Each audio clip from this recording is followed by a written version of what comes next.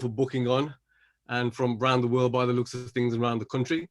So it's great to see so many of you, and special thanks to those who tweeted and retweeted the event as well on social media and told their friends and relatives, etc., etc. So special thanks to you. Just couple of housekeeping simple rules. If you've booked on and registered, please use your name so that we can see who you are clearly. That's just for safeguarding rules, because you might have known already that through various groups and networks, forums, people, Zoom links go everywhere, and you get other people in, sometimes they're up to no good, etc. So please put your full name on screen so we can see you and recognize you who you are. And finally, in terms of housekeeping, the recording will be done today on this. So it's recording right now. So if you don't want to be seen on the recording, you can just switch your video off and listen to the event today. And then we're going to have a time for question and answers. So do think of some question and answers that you want to ask our guests, our special guests. And you can put them in the chat function, and myself and Jagdish will go through and present those questions to our guests at the end. So I just want to introduce my colleague again, Jagdish Patel. So we're very, very fortunate to have Jagdish. You know, an experience just is a kaleidoscopic in some ways. You know, it's like opening a door to so many rooms, finding so much about this guy. It's been amazing to have him at Black Country Visual Arts as a director in the last couple of years. He's certainly opened my eyes to socially engaged practice and social political history of Black and Asian people, which is wonderful. And he's brought that element into the organization. So he's been working as a socially engaged visual artist, educator, and writer. He works primarily around the themes of anti-racism, community, and well-being. He was once the deputy director of the human rights charity, the Monty Group in London. He continues to work with anti-racist groups across the country and to research and write on issues relating to race, secular politics, communities, policing, and Black and Asian history. He works primarily through a process of research-based collaborative art practice, and much of his commission work has involved working within working class communities. So over the past few years, he's undertaken projects specifically with the Gypsy community, Portuguese farm workers, Asian football clubs, Northern Soul fans, victims of racial violence, Muslim war veterans, and Punjabi bar owners in the Black Country. I think you were born and bred, weren't you, in the Black Country in Tipton, was it? Born in a shared house in Tipton. Yeah, wonderful. So he's proper Black Country, born and bred, living in Nottingham at the moment.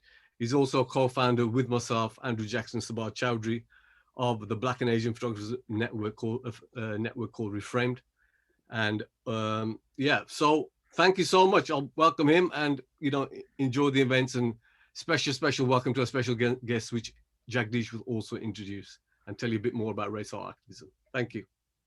Thanks, Anand. I wasn't really expecting that at all. So anyway, well, this has been a long time coming because of the past year, and I'll give you a little bit of background to how we got to where we are in a way. In 2015, I was working in London on a book called 1976 on the Road to Anti-Racism, and it's the story of anti-racist struggle in Britain, which starts in 1900. It actually starts before then, but we started in 1900, which is when the first Pan-African Conference, which is the first gathering of Black and Asian people in this country to talk about how to oppose empire colonialism, starts. And there's a journey through race riots in 1990s to the 40s. There's a whole series of events that happen, which culminates in the Black Power movement in the 60s, which ends after a series of events in 1976. So that journey is quite an important story. And if you recently saw the Black Power film on documentary on BBC Two, they followed a similar narrative, which also they ended in 1976 as well.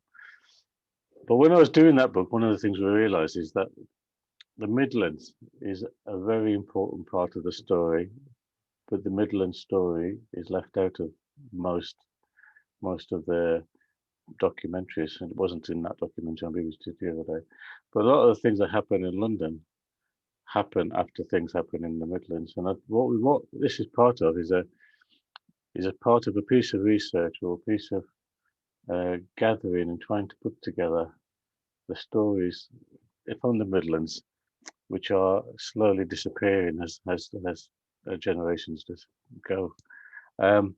I started this piece of work in 2018, which had an exhibition at Primary Gallery, Nottingham, specifically about Asian activism. And then in 2019, we held an event along with Keith Piper and Vanley,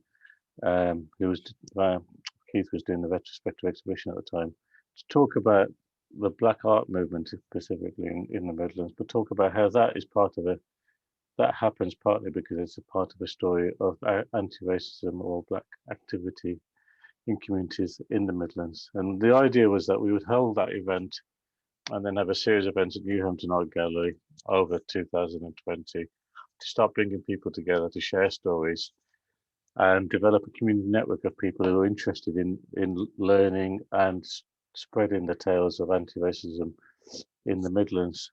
Obviously, the lockdown over the past year really affected us in our ability to do that. So we have unfortunately had to do this online. It's a great honour to do it online because it's meant there's not more people here who can attend. But what we wanted you to know is that this, this is not a one-off event. I come from a community grassroots sort of background, and I truly believe that if we tell these stories, we have to tell these stories with the community, have them involved, let them contribute, and they need to be living stories in communities. And I say that this is not I respect academia. I've been research at Coventry University, but I think there's academic work and there's community work, and the two, when they work together, is really good. So this is part of a community network we're building that we're going to develop over the next few years, and we've chosen two people specifically from the West Midlands because we want to build up the West Midlands network. Vanley from Birmingham and Tarla from Coventry. They've done work in the local areas for a long, long time, and so it's an honour to have them both here. We're going to start with Tarla first. Tarla comes from a family of storytellers, visual storytellers. She's the legacy holder of her father's photography archive called Masterji. Masterji is an Indian, I don't know if it's a Gujarati term, but Indian term for school teacher. Yeah. And most of the men who come here get nicknames. Masterji was an honourable name. Some of them weren't. So she's a legacy holder of her father's archive. It's a collection of studio and family portraiture of a generation, not just Coventry, from the Midlands, because people start off in Coventry or Birmingham and they move around, but it's very much a Midlands South. It's a South Asian focus story. Her father's archive documents people from the 50s, 2000. Tarla was fortunate. She worked with her father on the archive and put together exhibitions together. And it is part of the Coventry City of Culture now. So Tarla's completed a MA Contemporary Art at Coventry University and now works in her own art practice, which she's going to talk about. So I'll hand you over to Tarla first. Thank you so much, and thank you for it's a brilliant being here and able to talk about my father's story. Want to share screen? Yeah, I'm just going to share my screen.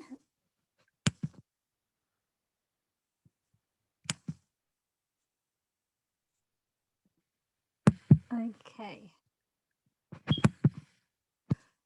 So, so to tell you, so this talk really will be on my father's work and also my practice with the archive as well. So you can't do that without a story. And the images that I have are more visual prompts to tell this story. So my father, Masterji Patel, came to the UK in 1951. Like many migrants, came to Liverpool and settled in Coventry. And he was a school teacher, a schoolmaster, which is where his nickname comes from. So originally he was called Master when he was younger. And as he got older, the Masterji, the sign of respect, came along.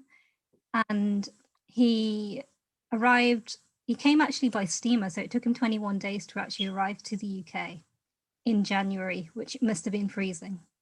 And in his metal suitcase, his one prized possession was a photograph of his mother, which he'd actually taken. So his journey and love into photography actually started in India with a borrowed camera. He worked in a factory in the GEC, like a lot of people that came to Coventry. And during that time, he saved up to buy his first box brownie camera. And so he started taking photographs of people he met, of the area and the locality, kind of silently recording that history. And then he went back to India, I think it was still in the 1950s, married my mum. And my mum came along in 1962. So together in their old house, my father's photography, he was taking evening classes, and he'd turned one of the front rooms into a studio. So the photograph that you can now see is one photograph where you can see a sofa, you can see the tungsten lights, you can see the stand, and another one is how it would look in a frame.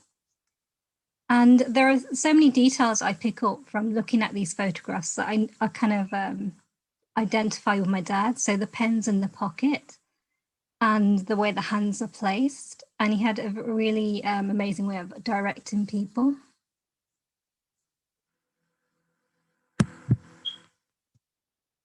So during this time, it was, I suppose it's another way that people really wanted to represent themselves. And these photographs were going back home to people's families back in India, and they wanted to show, I don't think anyone actually really spoke about the problems that they had in India, in England. They really wanted to show a positive story to those back at home.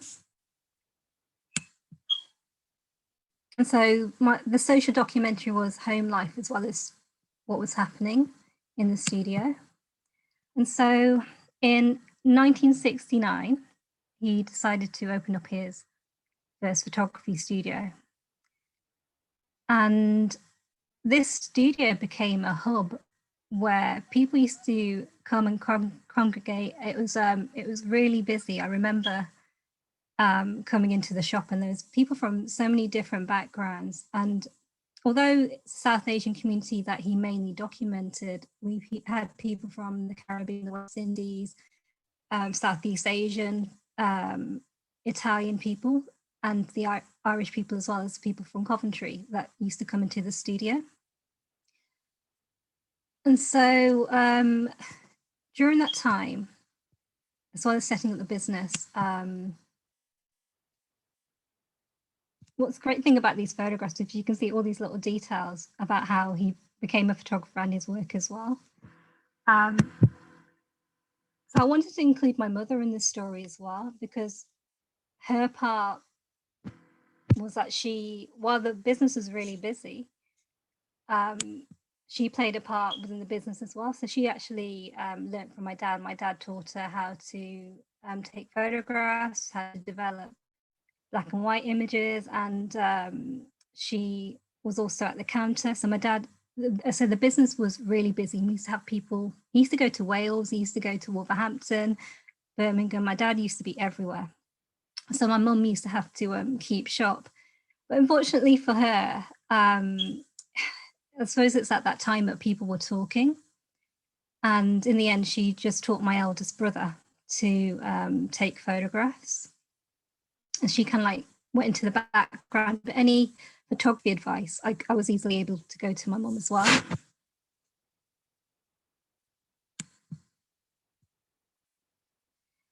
So going through the archive, what was interesting to see is how people came together. And I think this image was actually probably in the 1950s, and it's a couple called, all I know is Mr. and Mrs. Khan, and they were from Wolverhampton, and engineers or bus drivers. So what I was really lucky is having these conversations with my dad and my mom brought all these little details up, and eventually we managed to get some of these details in the book that was published later on.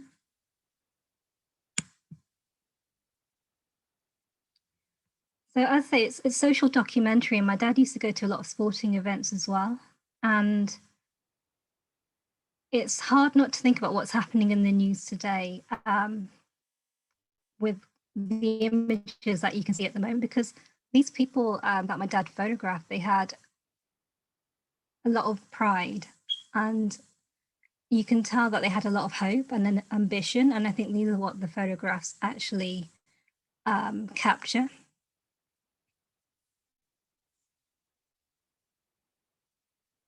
And so his photography studio, say, it started officially from 1969 all the way. Probably he last photographed someone in probably 2000, but the business still. But his photography went from medium format to 35mm to digital, and we also used to do VHS. We used to do videoing as well. I'm just going to let you have a look at some of these photographs. It had a real star quality. I think when I spoke to my dad, he had the influence of Hollywood, and I think you can really see that in the photographs. So in 2015, I was looking at my arts practice, and I was on a social documentary course, and with one of the photographers mentioned, Andrew Jackson, as well as Dan Burwood, and Daryl Giorgio was part of that as well. And I was talking about my father's photography, and they said it's something that's really important. And I knew it was important, but I didn't really know how or what to do with the archive, really. It's not having that knowledge. And also in 2015, I was thinking of looking at Black and White magazine, and I saw Jason Tilley's work, and he'd worked on his grandfather's archive at the Herbert. So I contacted him, and then everything kind of like went really as a whirlwind, basically. So in 2015, my dad had his first group exhibition with two Coventry photographers, Richard Sadler and John Beardsmore as well. And then in 2016, as part of the City of Culture launch, my father had his first solo exhibition, and he was probably on record as 94, but he's probably older. And this story seemed to carry across boundaries and countries. There was so much interest nationally about my dad's story. It really surprised me. It really kind of made me wonder why it had taken me so long to realize how special his photographs were. And I really do believe it's representation within the arts and these stories that need to be told and need to be seen. So what was great about the exhibition was that people came along with their own stories, and it's the first time that I'd seen such a large group of Asian people coming into an exhibition. And I had people coming up to me saying, oh, we're really proud of your dad's story. It's really made us feel like we're in.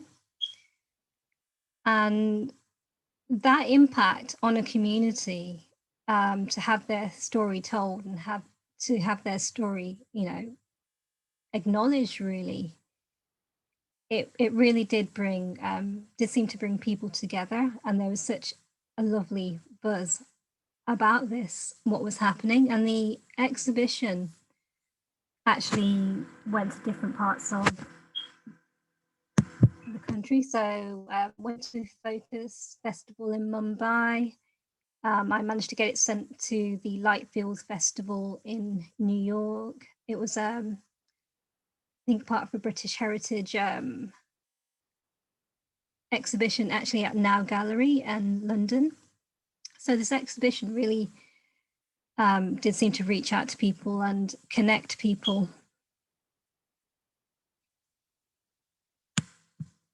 So as part of his recognition, say, a book was published in 2017, the Masterji book, and this was photographs, from the 1950s all the way up to 2000 in black and white and in color. And my father also received a doctorate honoring his photography and its contribution to the history of Coventry. And so it was great to see all this happening, and also with these conversations that we were happening, you could tell sort of in a mental health way that he was really invigorated by talking about these stories and talking about what happened. And so that was a really great part of, you know, having this exhibition for him. Unfortunately for me, I had to also deal with the background side of things. So I had to learn about copyright, moral rights. I think I spoke to loads of people to do with contracts and things. So it's actually quite a stressful period. And also I was his carer as well. So I used to take him to the doctors and the hospital and work full time as well. So I'd only just started studying for my master's, probably, I think at the end of, the end of 2017. So in 2018, my father passed away. And I think with the emotional stress and just this loss and this trauma, it really taken me, I took a back step, and I had to then think about how I was going to be looking at his photography work and this archive and what it meant to me. And so I had to take another personal level within the archive. And the only way I could do that was probably actually exploring the archive myself. So with my arts practice, which stems from traditional film, analog film and photography, I created a body of work to do with these images in the album called I think it's called The Past Onto the Bodies of the Present, Projections of the Past onto the Bodies of the Present. And I really wanted to play around with this whole idea of the past and the future.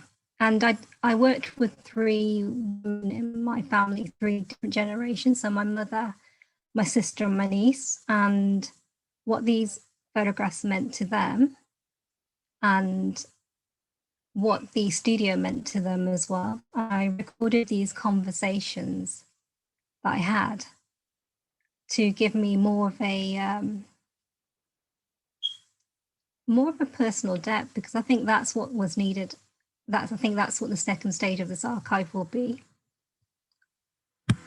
And so using these or trying to explore these images of the past and what they mean to the generations today, I was interested in how I could link that work.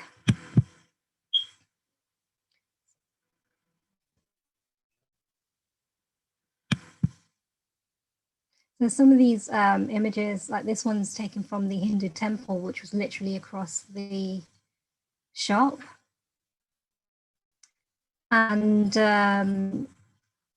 that Hindu temple was the first Hindu temple in Coventry, and it was demolished. So I've got all these images I need to, probably there's so many different angles I can go with.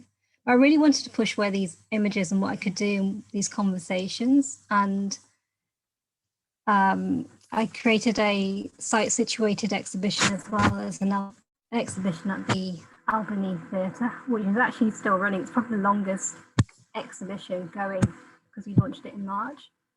So again, I'm manipulating these images, and I'm really trying to fragment what we have from the past and how we lose memory and we lose stories of these images.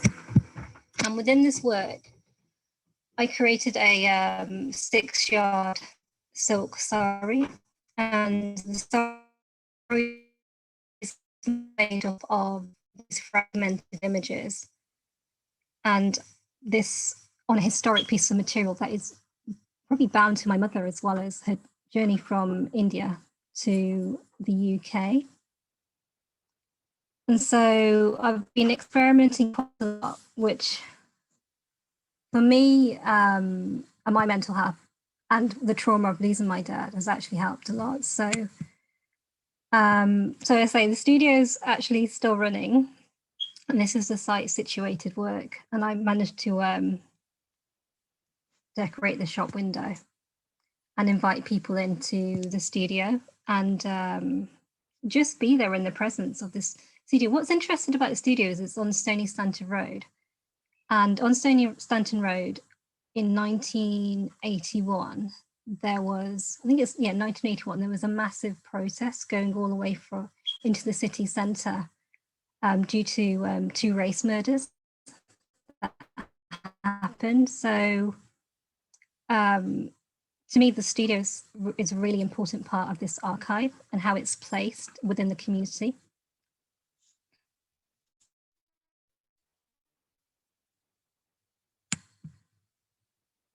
And again, also, I really do want to invite artists to work with the archive. So again, I have to be comfortable in how these images can be used or reused. And so these are 2 animated pieces of work, and I actually created lenticular pieces of art where you walk past it and it actually moves. And so again, it's the whole idea of what can you do with these archive images? Because I don't believe that they have to be framed. I don't believe that they have to be seen in one particular way. And I believe that the oral history of these stories is what makes the archive live. As Jagdish was saying, it's having a live archive. And so,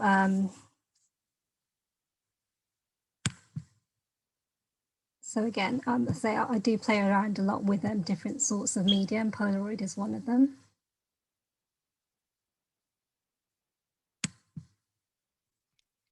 And so after exploring the archive, it made me feel better and actually back to exploring the archive and looking at how different generations have changed, or have they not changed. I mean, these 2 pictures, one was taken in the 1970s, one definitely in the 80s, and it's my sister and her friend Manisha. And you can see that the influence of that decade, basically Lady Diana and the punk era.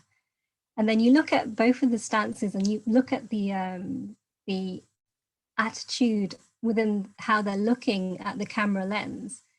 And I think what's amazing is within this photography archive, you can see how people's identity changed, how they adapted, or how they became part of the city, part of, their life changed from being migrants to being citizens, really, and having their place and occupying that space as well with confidence. And so as part of this, so this has happened this year, where I've actually started to reach out to customers and friends and families that came to the studio. And Ramlaka is a counsellor in Coventry, and I managed to speak to him about my father's photography. And my father actually took his registry office pictures and his wedding pictures at the temple in 1972. And then people came back in 1980 with their family. So it's great to see how the journey of a family, and then where does this journey go, and what happens to the kids in these photographs, and what are their relationships to the photographs that can be seen. And I think what's great about this photograph is that you can see this whole talk about multiculturalism. People were getting along at that time. They were coming together and they were enjoying life. So although times were hard, they had an enjoyment and they had pleasure in, who they are and what they were doing as well.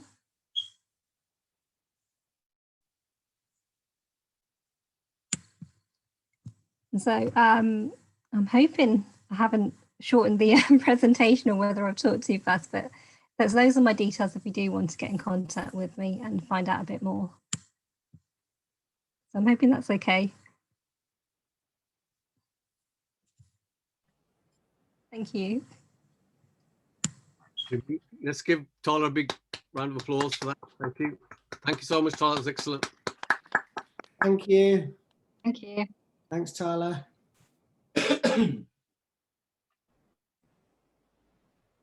Your mute's on, Jag. Thank you. Sorry. That was great, Tarla. If you have questions, please put them in the chat. Anna's monitoring the chat. We'll go through and answer the questions if we can. We're going to introduce Vanley Burke next. Vanley's going to, I don't know whether he needs an introduction. He's a living legend and he's had many accolades. If you look on Google, he's called the godfather of Black British photography, which is a big accolade. Vanley was born in Jamaica in the 50s. He arrived in the UK in the early 60s. He arrived with a camera, I think, and he's never stopped taking photographs since.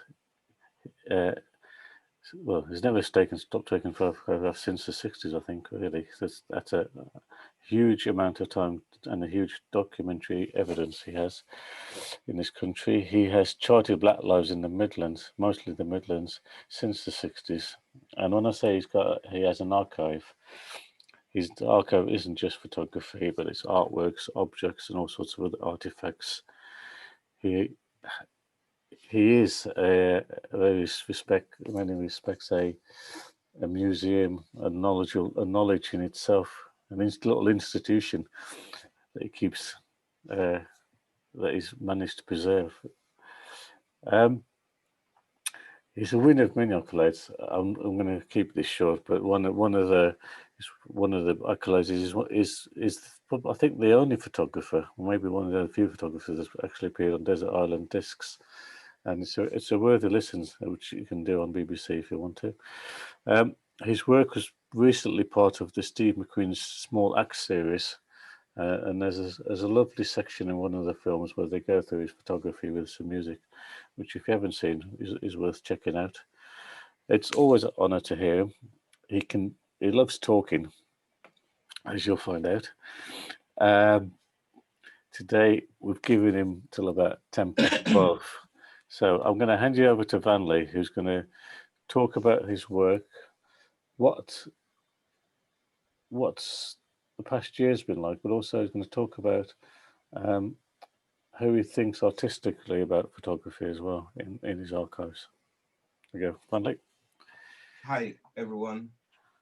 I thank you, Tarla, for that wonderful presentation. I learned so much about your practice, because I haven't seen you for a long while. I remember we met briefly in a dark room somewhere in Birmingham, and you went away, and I'm quite pleased to see what's happened since then. It'd be nice to get in touch one day for coffee or something. Definitely.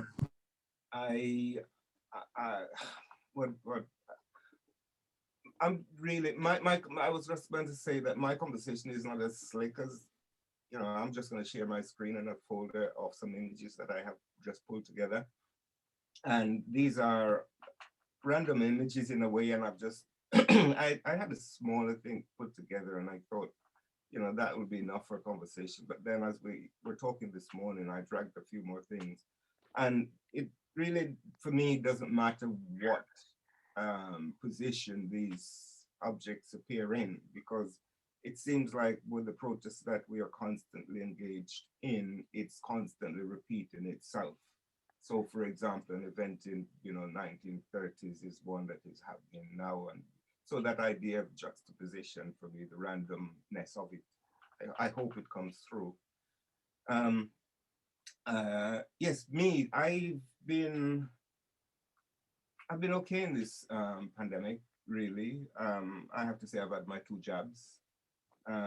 I have quite fortunate, I managed to steer a bubble, or create a bubble, if you can imagine it, between my flat and a corridor, which is my car to my mother's house and onto my allotment. And between the 3 spaces, I've been able to maintain some sort of sanity. But within myself and what's said these days, my practice, I haven't been busier, really. It's been very busy. And so I between doing these things, cooking a meal and sharing with my mother every day, and my allotment, you know, I just get on with collecting a few things. I have to say at this point as well, though, we are putting together, a friend of mine, Dr. Christine Chichenska, and others are putting together a conference, which we're hoping will be, well, not we're hoping, which will be at Birmingham Library's conference and exhibition, which will be at Birmingham Library in the in November, October, November of this year, on to February of next year, amongst other things that I'm working on. But I'm quite, you know, pleased with the idea. The idea there is just to take objects from the archive and pull together and analyze the contents and their relationship with the people and the becoming of them, becoming the exhibition. The conference is called Black British Material Culture Spaces of Becoming. So anyway, look out for that, and, you know, look for your support. So what I've done really is I'm going to share screen and just share a folder of mine and see where it takes us. So if I go to, sorry, my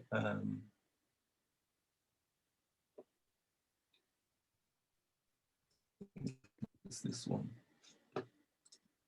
Don't know why. Yes. Could be, no, sorry, bear with me. Let me go back. You can see from the way I'm holding my glasses that I need new glasses. Here we are. Yes.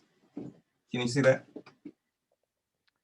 Can you all see that? We can see us. Yeah, Okay. we just need to make the individual pictures bigger. Yeah, that's fine. So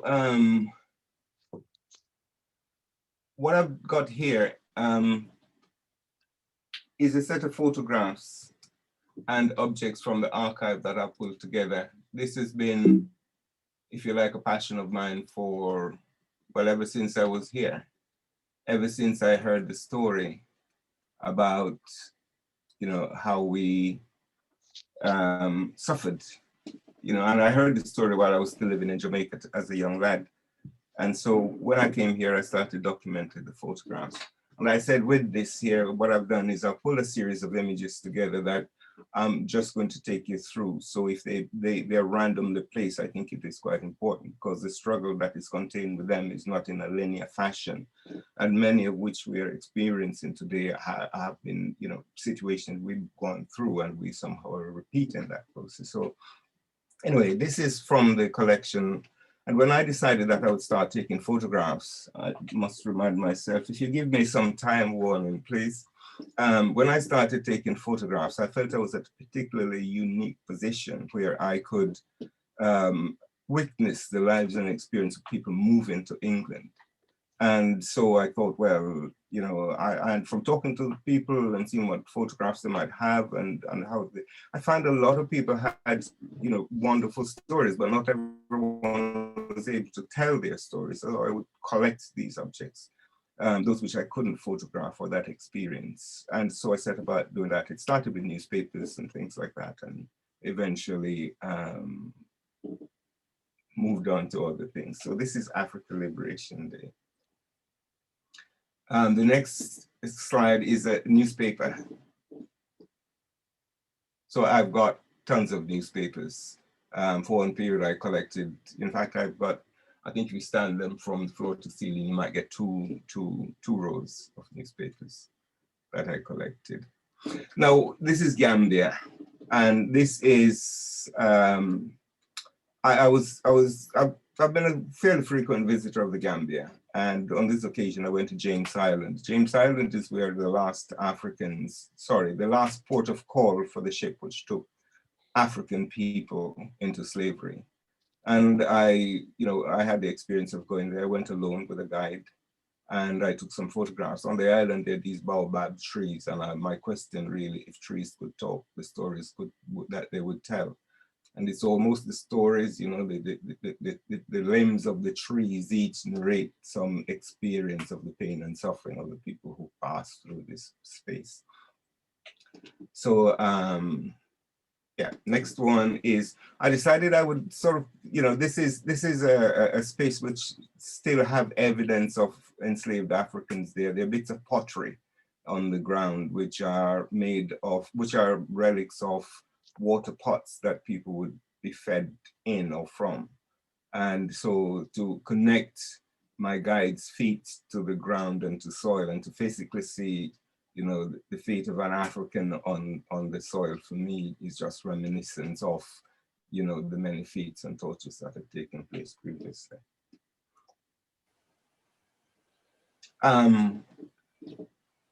Those stories and response to it, the protests, are in our everyday experience. They're in our vinyl. They are in our, sometimes they're in our food. The politics of protest. We have situations where shops have, if you like, because the people who've created something for themselves and feel that these protests, this process have been taken. But there's a word for it. I can't think of it right now. It'll come to me. Let me get on to the next one. Yeah, part of that whole idea, and I remember when Tara said that, the piece she produced at the end was about the memory, how you hold on to this memory. What are the memories that you choose to export to others from, how are we sure when that memory is so influenced by changes and events over the years and interpreted, and then, whose story are you exactly telling? And I think hers and her father's experience are much more contemporary experience, while the experience of enslaved Africans are much more difficult. So what I did here is a short series of photographs which were placed on a series of trees. This is in the Sydney Nolan Trust on the Welsh border, and these denote the boundaries of a ship, a slave ship.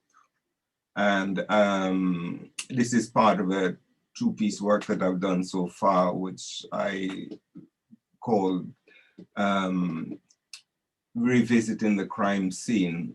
And as was pointed out later on during this conversation, is that some of the wood that was used to build these ships came from this area as well. So I decided to place these tiny thumbnail prints onto the tree, and then photograph them over a period of time. I haven't been able to visit that for the last 2 years, so it'd be interesting to see what's happened. But this is the decaying process, and it's looking at the whole idea of the decay of memory. How do we, do you trust, who's the documenter, or who is the custodian of this material, and how are these stories told?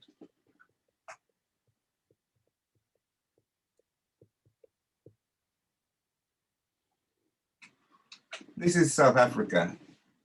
And this is visiting South Africa with Eddie Daniels.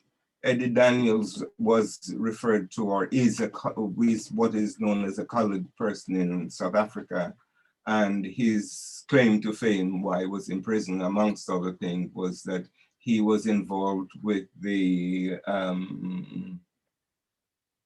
what's the name of the party? The Liberal Party. And he participated, I think he did it mainly single-handed, listen to his story, in the blowing up of pylons in South Africa. And he was here, a great friend of Mandela, Madiba, and he was, he tells, every time he talks of Madiba, he wells up in tears and tell, many great stories about their experience. For example, he was one of the people that Mandela came to talk, to when his mother died, and amongst other things. But he had hatched a story about to get the people out of South Africa, which again is a much longer story for another time, perhaps.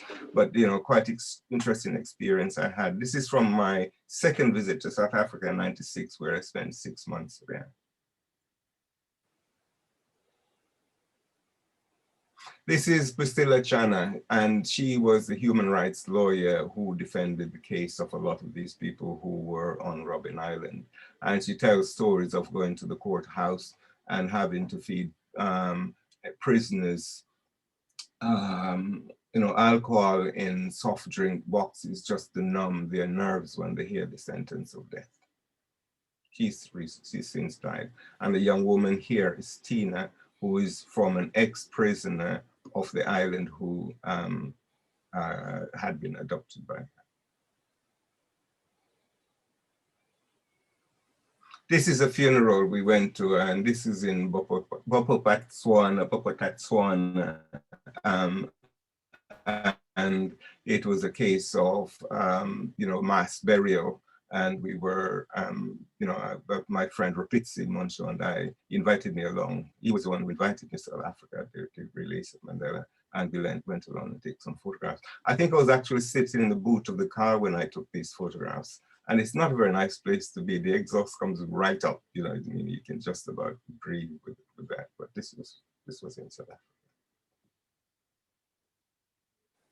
This was another event in South Africa. This was a Sharpeville day. This is when the commemoration, of the Sharpeville massacre takes place. And this group is by the PAC. There were many groups, but largely two main ones in South Africa, the PAC and the ANC, who were quite different people. We come back to the brutality because, like you said, I like the runners of the idea, and I just throw it together. And sometimes when you throw things together, it works much more than that prescribed way that we've done things. And it's just my way. This is the first time I'm doing it as well. But we come back to that brutality. We might have shifted space from Africa to the Caribbean, but that brutality and that, that loss of memory is still carrying on. It's still pretty bitter. It hasn't gone away. We've moved away, or physical or emotionally, but that process of enslavement and manipulation. And so for me, the protest really, continues. This is from, this is similar to the one before this one. So this is the piece I did in the Gambia, revisiting the crime scene. And what we did is I said we, because it was a collaboration between myself and the local community, in particular the local school children, one of whom you see there. And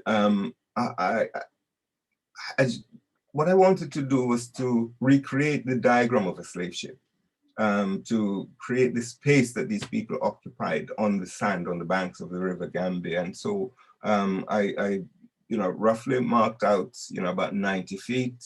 And I created the shape of the ship. And what I did here is we basically laid people down as they were in the diagram that we had, and we drew around them and filled the space with shells.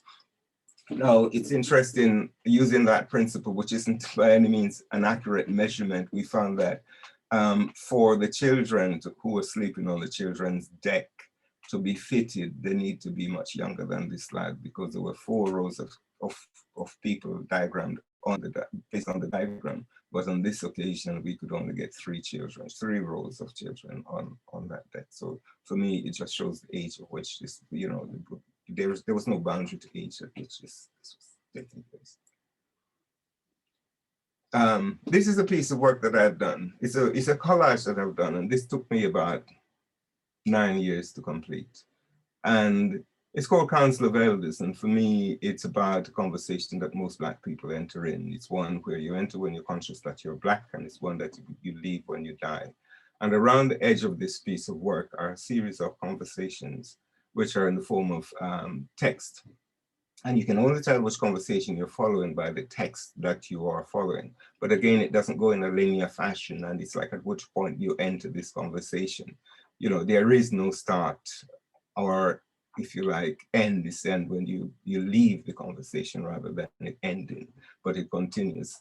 And within the contents of, surrounded the text that's around the middle of this piece, are my interpretation of these journeys and experience that we reference, and so on. This is a close-up piece of the content, so it's very detailed, quite detailed.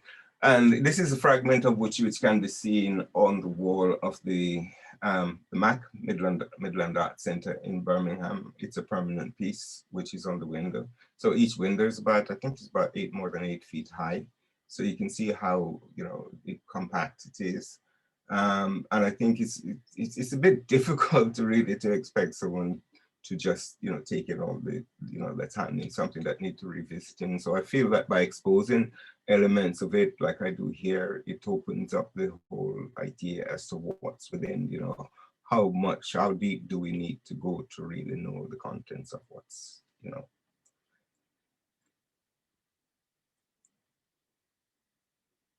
I hope this by now described as mashup way of doing things is working. I'm kind of enjoying it, and I hope you are too. This is from another collage that I did, which is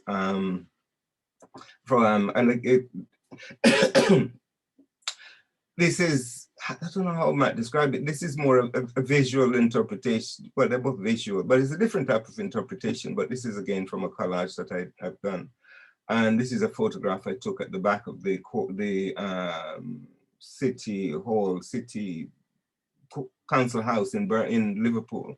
And there's a plaque which England expects every man to do his duty, which is written around the waist here. And here we have a figure encased, a skeleton figure encased, and a chained man to this monument here. We see Boadicea here. And then for me, my interpretation, the way I frame the photograph, you see, this white mother and child averting the gaze of the brutality that is happening here. And for me, you talked about how you frame a photograph. For me, if you imagine this, and I hope you get to see it without being in a collage, you will see what I've described here is the photograph, not the other bits and pieces of that street. And that's the extent that I go to frame the photograph.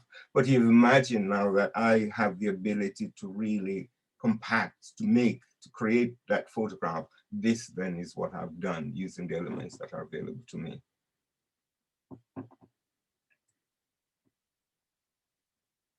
This is from that same piece again. It's again about identity and brutality and,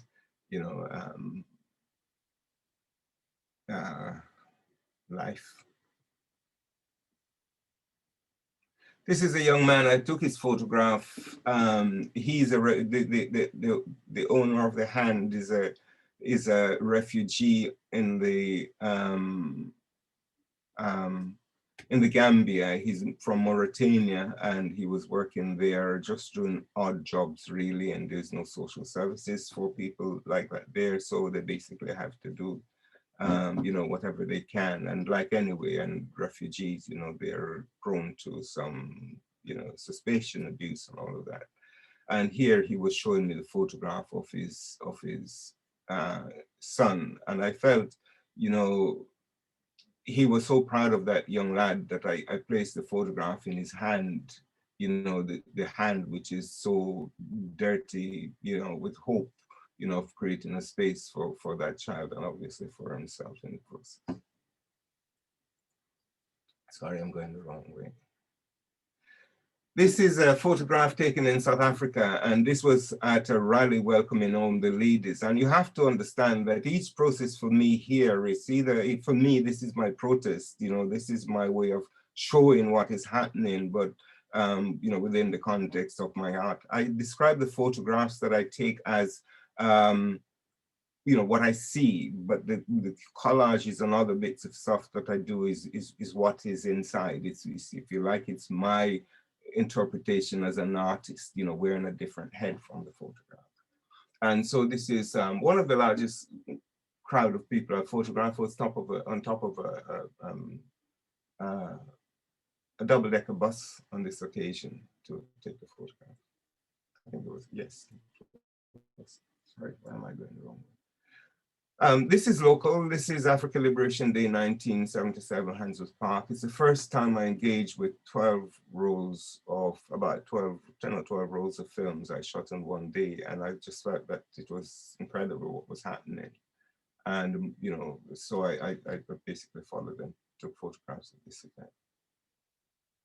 This photograph is not really been seen in public much. I've just sort of resurrected that one. They should be moving somewhere. This is, again, Africa Liberation Day. And for me, again, the protest, you know, as a young man walking with Africa Mandinga on his back on the left-hand side. And, you know, there is, you know, the Rasta, there's all the element of protests and movement and wanting to go forward, you know, beating the drum, you know, and supporting that effort. That's what I tried to capture in this photograph. And this is a more recent one, and this is Black Lives Matter, which was taken in Birmingham City Centre. I haven't done much over the period of time. One, I have now a hip problem, which doesn't make me walk too far. And also, I think I'm in the process of trying to consolidate some of the other stuff in terms of archiving and that. This is another protest. This is in the 70s, and you know, if we must die, let it not be like hogs. You know, it'd be good to look up the quote and, you know, see who you come up with. That's an interesting poem and poet, you know, which was around the Harlem Renaissance. So it was used in a protest in Birmingham. And what is just out of frame here really is the man on the left who's carrying the flag is, you know, it's a flag with a Black Panther. You know, it's a little bit like the, you know, the fish that got away, such a big one, because it would have been such a nice photograph with it. You know, I think I do have one with them on. These are Robert Ralph, again, who had decided and published his house to be sold for to white family only, and he was put in Winson Green Prison in Birmingham. And subsequently, there was an exhibition, you know, there was a demonstration by the National Front to support him, and an anti-Nazi demonstration group, amongst other groups, who came along to protest. And they raided the bins, you know, at the back of the houses. This was in Winson Green, Birmingham. Here we see another protest, Linvest on the right, you know, with the paper, and the policemen at the police station, Thornhill Road Police Station. You know, I think that should be, you know, archived in its own right. You know, and it's quite interesting, really. Anyway, my mind just wandered. So here they were protesting against police brutality, and they'd written down their concerns, and they were reading them out to the police on the steps of the station.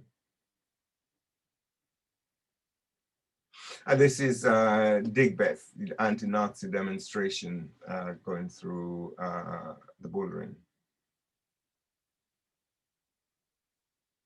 See, my intention for taking this photograph was to document our history. I felt that we were the people who had the, if you like, the right. We have to be custodian of our own culture. You know, we have to. Sorry, let me see if I can get.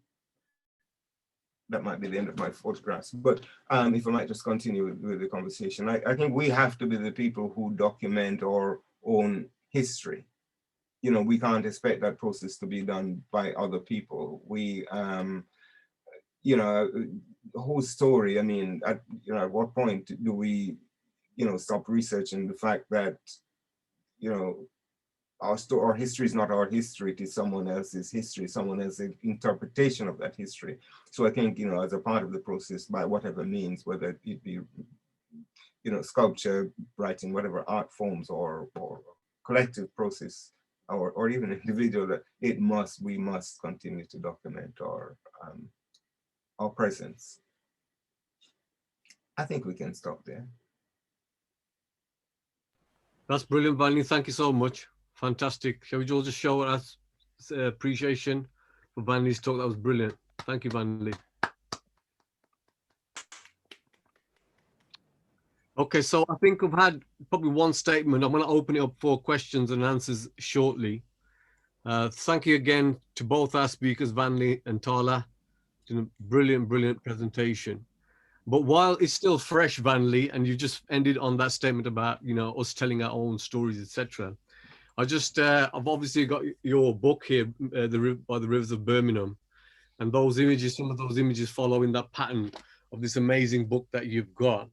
And what struck me as I kind of rejigged and thought, well, it might be good to talk about this book, which is, I think, is available on your site as well as Amazon, or et cetera, is the fact that, you know, it's countercultural to how I certainly was shown pictures of Black people through the 70s and 80s, you know, around newspapers, you know, photographs taken by predominantly white photographers, you know, through the regional paper around here. The Express and Star seems to be always been on the center right, and has depicted Black people as, you know, less than inferior to white families whenever they're shown as criminals, as people in poverty, or et cetera, as troublemakers.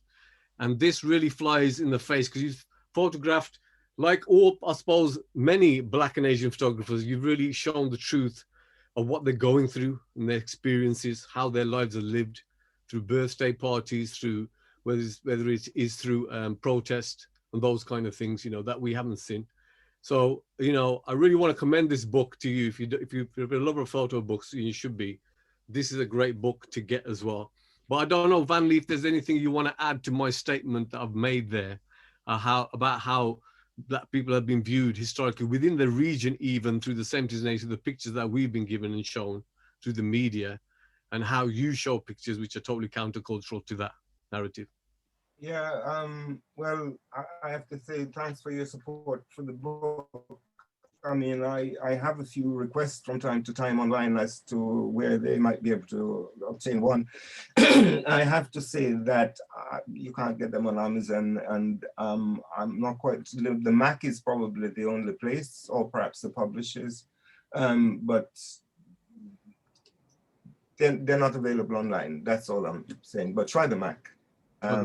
I'm quite pleased with that book very much. It was edited by Linda Morris, you know, I really enjoyed working with, you know, and we still contact each other from time to time. You know, I think she's owed a call from me, you know, as we speak. But I wanted a fresh look at how I documented and how I perceived what I pulled together. I didn't want a partisan thing, you know, where it's between us and them. I wanted something that really looked at how we live, because what I see as being important is how do we must, you know, that idea of, you know, setting a foundation which others can build on, I think is essential. What has happened in the past with a lot of organizations, as in my observation, is that, you know, they're there for as long as the funding is available. So for me, it was never about that. It was, you know, the pursuit of an idea.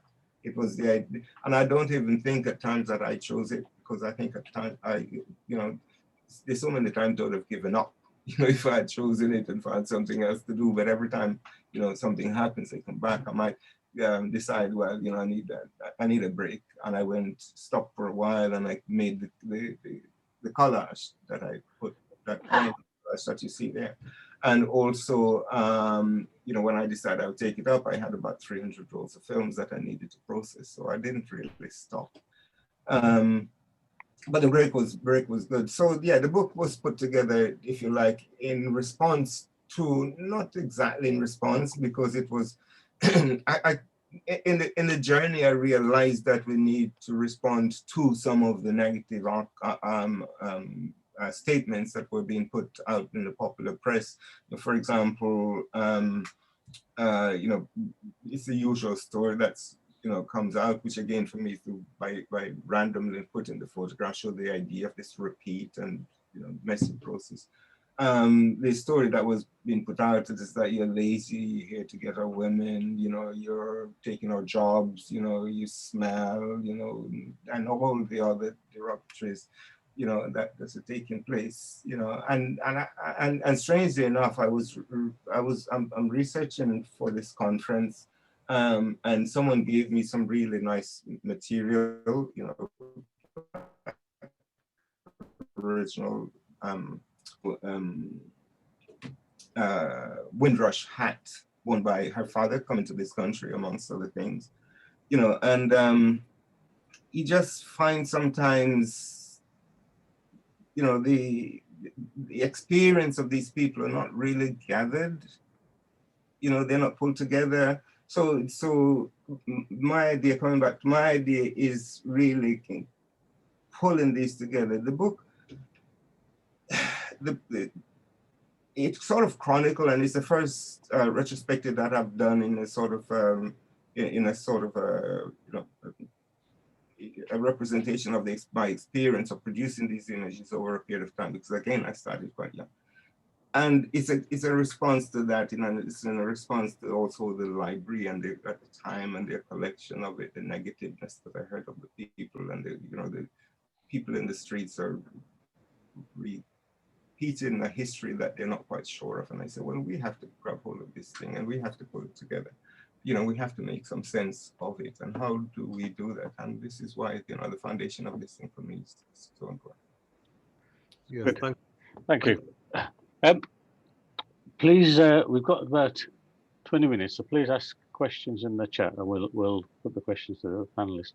I thank you both for speaking. I think I thought it was very uplifting, actually, the way both of you use photography and make references to particular art histories within our own communities.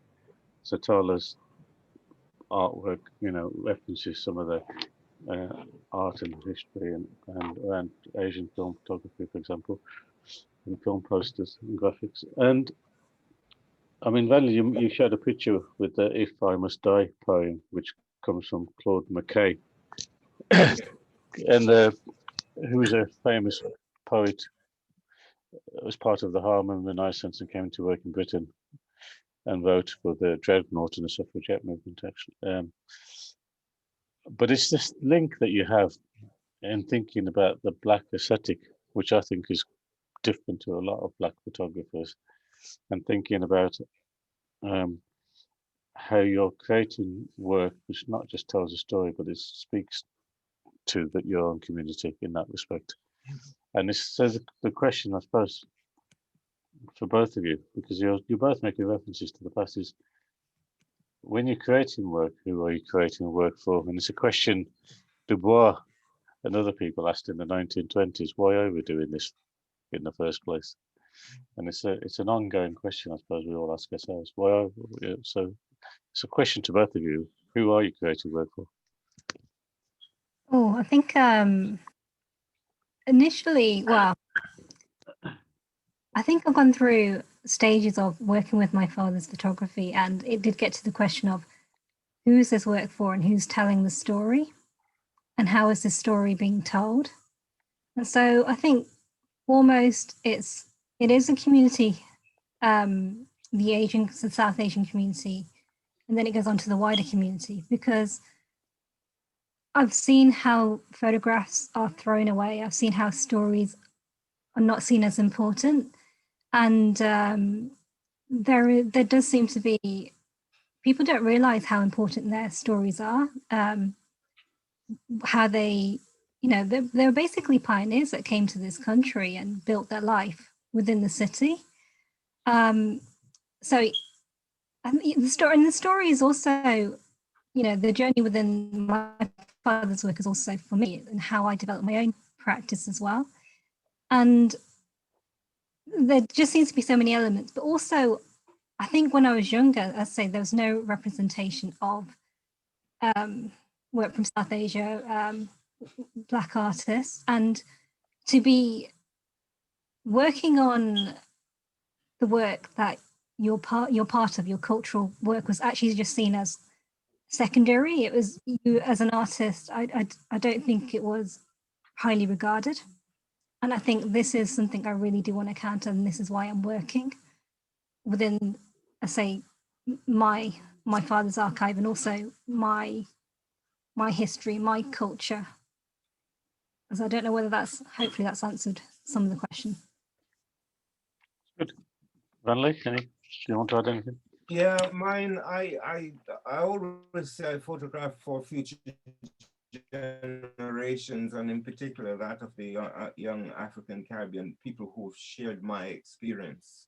You see, as a young man, and I was part of, I would have been, see, the Windrush is really, not, I shouldn't say really, the Windrush is a ship, you know, and it's around the idea of the first ship bringing people to Britain, to shores of Britain, that, you know, the whole argument is being framed, but conversations and expeditions, and you know, the link with Jamaica is long. It's one of the longest, one of the first colony.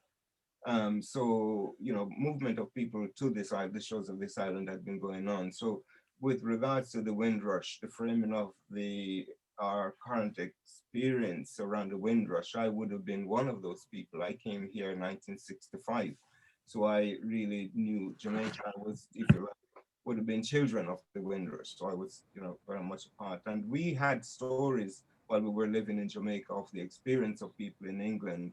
Invariably, they were better, because when they do return, they returned with a little bit extra, suit or whatever, and then, you know, and some money and bits and pieces, but also, you know, the photographs we saw of them living their life in England was very much, you know, very dignified, you know, as they would like to present themselves in suits and tables with gloves and, you know, telephones and things. And sometimes you could see that the telephone wasn't plugged in, it was a prop. You know what I mean? So I grew up with that and that experience of what is life like in England. So when I came here and decided to tell the story, it was also, you know, I didn't have anyone to frame the idea around, you know, although I talked to people, they weren't necessarily visual in photography, and what I would hoped to do wasn't really defined within the community. In fact, it wasn't mine, it just grew as it went along. So I was always about collecting the information for future generation to see, to learn from, and to build on. Yeah. Good. Thank you. Can I go through some of the questions or statements that have been made on the chat function? I've got one from here from Kulraj Fuller. I think it's just a statement rather than a question to you, Tarla. It's, thank you so much, Tarla. A lot of your story resonates with my family story too. My parents opened their studio in Nottingham in the 1980s and are still going. I brought them the book on your father, and it's been useful to start thinking of their studio work as an archive of Nottingham communities and the broader social changes over the decades. So pleased that you recognize your mother's crucial contributions too. Thank you for that statement, Kulraj. And while that's on there, I've also got here Masterji, the book. I don't know whether it's still available. But again, yeah, I'm a bit of a collector. So the thing I was thinking about looking through this book again, it's very similar in terms of what I would say about your book there on Masterji, Tarla. But I remember, I don't remember whether it was you or somebody else who told me that, you know, the tragedy of at one point in time was it that the negatives from the studio were skipped, the many negatives. And how do you think, and what do you think's been lost through that action being done? How do you feel about it? Yeah, so a lot of the family archives are safe. The archives of the customers, for some reason, my family decided to do a clear out, and this is where that understanding of realizing what you have and how precious it is. So although in one way it has been lost, the fact is that these photographs are actually in people's homes in Coventry or as far away as Canada, Australia. These stories are there. And I think it's just a case of reaching out. I say this as easily as that, but I think, you know, just trying to find people that came to the studio, and that's what I'm hoping to do, and ask them and have these photographs be seen again, and where that connection goes and where they've gone. So that's the one direction I'm definitely taking up. But I did actually want to say about Vanley's point about we're the ones that need to be writing these stories. And so I was on Wikipedia and I saw Vanley Burke, and I also went to a talk about how these how people record the stories. And I think her name was Emily Foster, and we were talking about stories from or people within communities that need to be heard. And the fact is that on Wikipedia, you can only really be added if people have written about you. So that's a key element with this, is we need to start writing about our histories or the people that we know. So I say future generations are going to be able to find us, and online is one of the key places that people go looking for this history.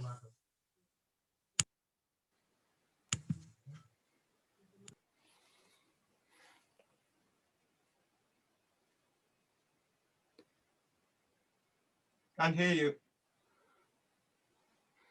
Sorry, yeah, thank you for that input, Tarla. I'll start again. So there's another question here before I move on to two more questions for Vanley. Tarla, there's one from Harbinder Sandhu. Tarla, you mentioned different elements that influenced your father's work whilst he captured cultural history in the Midlands. As you carry on the legacy, what influences your work? Oh, this is a really hard one. So history does play an important part, but also what is happening now and what's happening within the news, what's happening in people's lives. And the project that I'm working on, which is going to be happening soon, is actually looking at women in two different cities, in Coventry and Lahore, with a contemporary artist called Saba Zahid. And so my arts practice does revolve around the element of identity, memory and space, through storytelling and through migration. And those are key elements. And always, and I'm also developing my work and looking at new technologies such as Blender, such as processing, and how that technological side of things and how we can move into that to tell these stories. So it's not just one dimensional. As I say, photography is brilliant, but you need the stories behind that to tell the stories, because otherwise it's just other people's ideas, and where those ideas have been influenced and how, I think is something we need to look at. Very good. Thank you so much for that, Tarla. Perhaps a question from our friend Justin Carey. Welcome, Justin. Good to see you here today. So Justin said that in the current climate, if it feels imperative that artists of color find ways to challenge the prevailing pro-white narratives and centering of the white European perspective.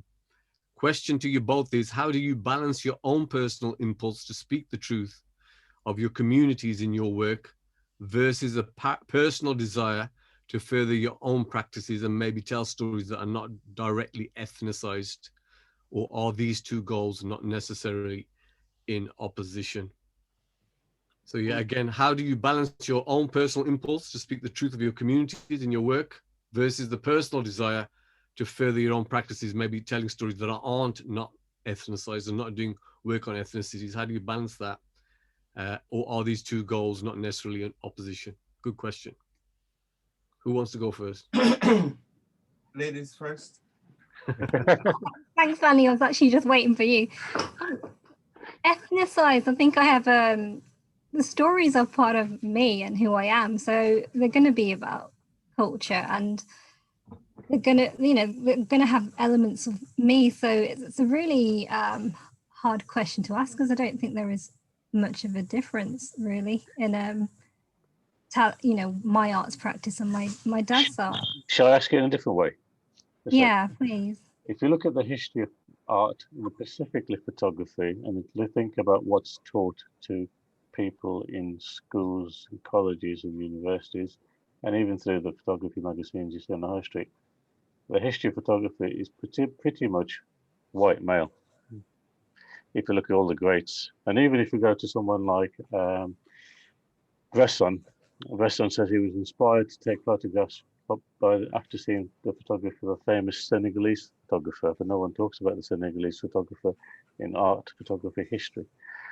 If you start wanting to replicate the history, you end up thinking like a certain perspective. So the challenge is, how do you create work from your own voice, and where does that go? I suppose that's a slightly different way of asking a similar question, I suppose. Yeah, I think I'm still lost with it. Vanley, you're going to have to go for this one. Yeah, I mean, I think depends on where the question is coming from, to be honest. I can understand one half of the question, but the other half, for me, doesn't make sense, just simply because we have continuously protest. You know, we've continuously displayed our soul, if you like, open in terms of visual and other representation of the people for so long. So that protest idea is there. For me, it was never really about art. When I started taking photographs, I was documenting the lives and experience of these people, of my experience. And if you ask me what I did, I said take photographs. Later on, someone wrote about it and said I was a documentary photographer. I said, oh, I'm a documentary photographer. The next time he said, oh, you're an artist and so on, or an activist. So I don't really have the time to have conversation about who I am or what makes, you know, I'm interested in doing. And I don't really promote myself. I allow the work I do to promote me. You know, I follow the work that I do, basically, and it's basically what's brought me to you people here. Because I got in touch with Jagdish and say, well, look, I think you should put this together so I can promote my work. It's not about that, and in fact, not even galleries I was very much interested in, and I made a few approaches to galleries and they turned me down at some point in the past, and I said, well, I won't be doing that again, so I don't. I don't approach any of the galleries who've asked me to exhibit with them. I say I will continue to do the work. When they want me, they will find me. I later find that, oh, so and so wants to collect your photograph, you know, so you're a proper artist because they want to collect your photographs, and you know, and it moves on. But I don't really have the time to really discuss the idea of, you know, whether my work is true. I think you can only work as an artist from a perspective of truth. Brilliant. Thank you so much for that answer. That's very, very, very fascinating. And, you know, it's only when we you're looking back to what's going on now and how the talks and the conversations are going around photography to see your original disposition about how you started your work and how it's inputted you and to this day. But yeah, your work is so very much valued. So I'm going to read from Joe to you, Vanley, a comment that Joe's put on here. If it wasn't for your photographs of African Liberation Day, there would have been no record of it. Aside from the face in the crowd on the BBC programme, have any researchers or writers reached out to you to develop any works around that on African Liberation Day? No, I mean, it was used in the BBC did a program, Facing the Crowd, and I think it's been featured in a host of other things, including written about, but no one has decided, you know, I mean, I think people would, you know, it's there, it's doing its job, you know, it'll reach them at some point. But one thing I've always wanted to do with that piece of photograph, and Pete James and I, Pete, head of photography, you know, former head of photography at Birmingham, who, you know, has sincerely, you know, given much to the archive and my contribution to photography over the years. He's since died. He, you know, is instrumental in that material coming to the archive coming to Birmingham Central Library. You know, we had conversations at some point about using that photograph, you know, the narrative that lies within that photographs, you know, to collect information about individuals. I would like to know, you know, what has happened to their aspirations and ambition as they stood and marched on that day, and whether those aspirations continue through their children, and how what you know, what happens, what transpired in between, or from then to now. And I think without these images and objects that you collect, you don't have that, you know, ability to interrogate, if you like, that experience or that period in time. Thank you, Vanley. A couple of more comments. One from Sherry Edgar to you, Tarla. Great example of the work you've done, Tarla, is the Peace House work you've done, taking the ownership and giving it to, I've lost it now, it's moved on, someone. Yeah, taking the ownership and giving it to the subject rather than how they are seen by the photographer, a bit like Bishton's work. Thank you for that comment, Sherry. And Zaba Zahid said, I think every artist's work is true, since art is a means of reaching out to people and reflect on the identity and culture of the artists themselves.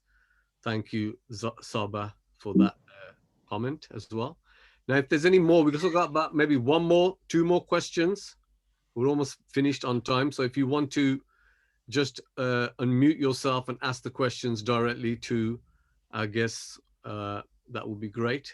Just one or two more questions, if there are any. Or raise your hand in the reaction box. Yeah, raise your hand, so everyone's muted, I'm afraid. Okay. Raise your hand here in the reactions tab at the bottom.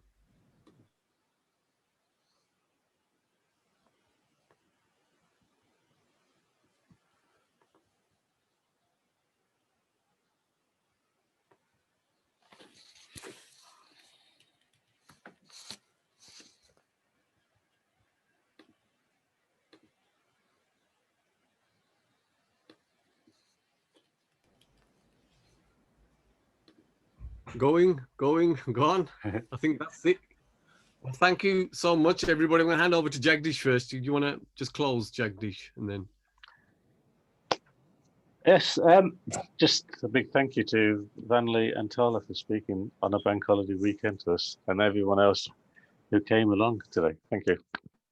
So for that, like we say, this is part of a long-term project over the next couple of years, where we want to start thinking about and having an open source platform to share our histories, and also link into the work of other people like Vanley's Archive and other things that happen locally. So there's a local resource that future generations can use, and also that we bring people into the story who probably not been part of it up to now. So we want to identify those people. So if you want to join that network, let us know. We're going to put some of this stuff online, the stuff we recorded today, but some of the things online over the next month. So that's the beginnings of the resource. And yeah, just keep in touch with us. Thank you. Yeah, so the recordings will be made available. If you missed them earlier at a certain point and joined later, they'll be available on bcva.info. That's bcva.info online. And you can catch up on those talks again. For me, I just want to say such a big thank you once again. Vanley, Burke, Tarla Patel, thank you again for enriching us with those histories of Black and Asian archives. Thank you to everybody. Yes. Thank you. Thanks, everyone.